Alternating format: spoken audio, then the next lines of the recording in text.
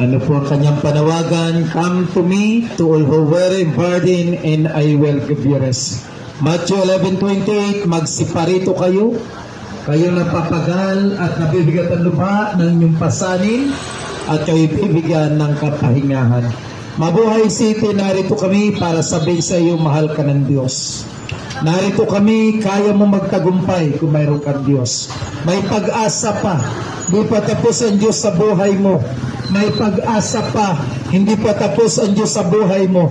May pag-asa pa, di pa tapos ang Diyos sa buhay mo. Kung ang problema mo di mo kaya, kaya ng Diyos. Kung tingin mo wala ka magawa, magagawa ng Diyos. Yung imposible sa iyo, posible sa Diyos. Ano lang po ang ating gawin? Lumapit tayo sa ating Panginoon.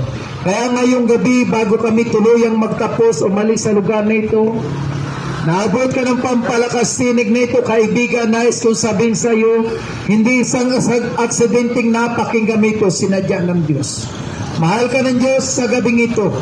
Marahil mayroon kang problema, marahil may pinagdadaanan ka, marahil sa banig ka ng karamdaman, marahil wasak ang iyong pamilya, marahil broken family ka. Narito si Jesus, nais kanyang bigyan ng pag-asa.